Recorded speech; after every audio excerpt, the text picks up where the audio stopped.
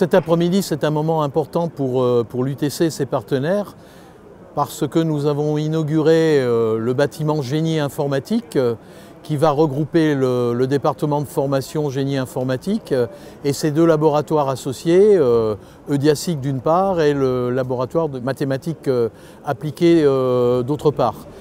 Ce bâtiment de 10 millions d'euros de coût a été cofinancé par la région Picardie, par l'agglomération de la région de Compiègne et par l'Europe via le FEDER, et c'est un investissement très important dans un domaine phare de l'UTC qui concerne l'informatique, les systèmes d'information, avec toutes les recherches attenantes, qu'il s'agisse du véhicule autonome, qu'il s'agisse des drones par exemple. On est dans une université de technologie avec un lien fort sur les plateformes expérimentales, notamment des plateformes expérimentales à l'échelle 1, qui se matérialisent par Robotex, qui est un équipement d'excellence.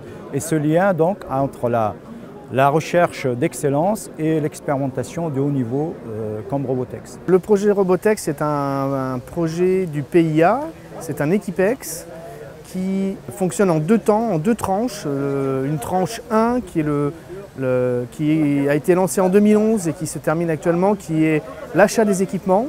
Donc pour nous, c'est du matériel expérimental, c'est le camion qui est derrière moi, c'est les véhicules qui tournent, c'est les robots aériens, c'est des mini-drones, l'arène de vol ici. Et donc à partir de maintenant, on passe dans une nouvelle phase qu'on appelle la tranche 2, qui est donc l'utilisation de ces équipements pour des travaux de recherche.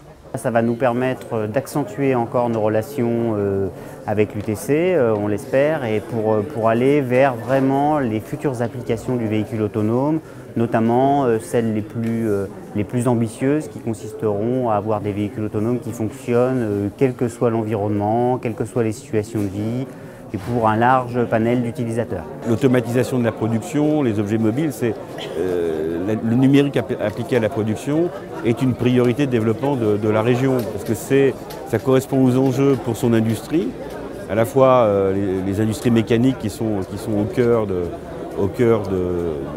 l'industrie régionale, mais également tous les services sur les nouvelles mobilités. En même temps, c'est de la politique économique. C'est-à-dire, quand on met de l'argent sur l'université, c'est aussi de la politique économique. Le CNRS se considère étroitement associé à cette opération par le soutien qu'il apporte à l'UMR EUDIASIC.